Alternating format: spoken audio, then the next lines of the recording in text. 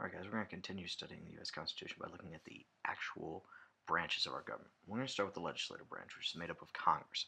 There's two houses in Congress. You have the House of Representatives, which has 435 members. The number for each state is based on their population, and they serve 2-year terms. You must be 25 years or older, a citizen for at least 7 years, and a resident of the state in which you're elected. The upper house is the Senate. In the Senate there are 100 members, 2 for every state. They serve 6 years, but 1/3 are reelected every 2 years.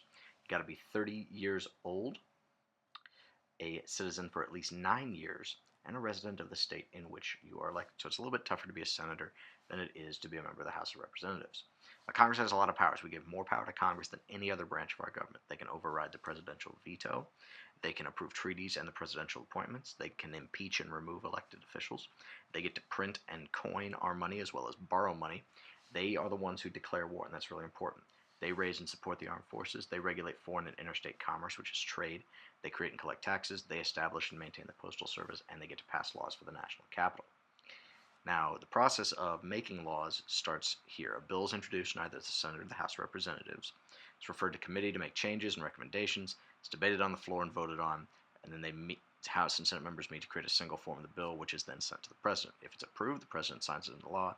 If not, he vetoes it, and it's sent back to Congress. Now, once it's sent back to Congress, they can, if they have a 2/3 vote of both houses, override the presidential veto, or it is simply dead at that point.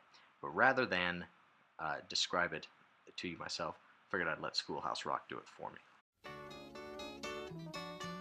Woo, you sure gotta climb a lot of steps to get to this Capitol building here in Washington. Well, I wonder who that sad little scrap of paper is.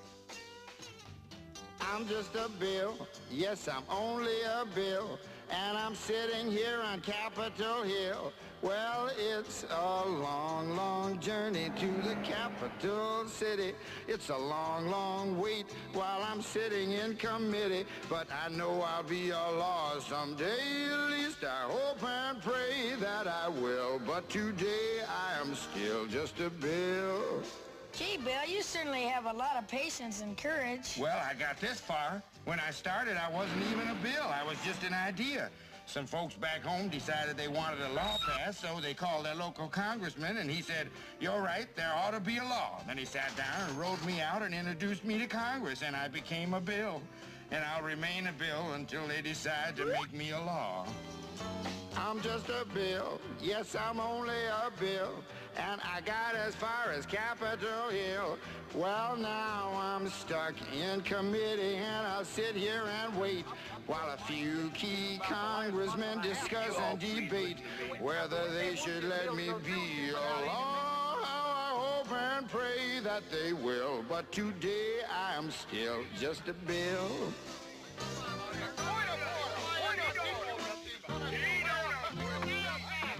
Listen to those congressmen arguing. Is all that discussion and debate about you? Yeah, I'm one of the lucky ones. Most bills never even get this far. I hope they decide to report on me favorably, otherwise I may die. Die? Yeah, die in committee. Oh, but it looks like I'm gonna live. Now I go to the House of Representatives and they vote on me. If they vote yes, what happens? Then I go to the Senate and the whole thing starts all over again. Oh, no. Oh, yes.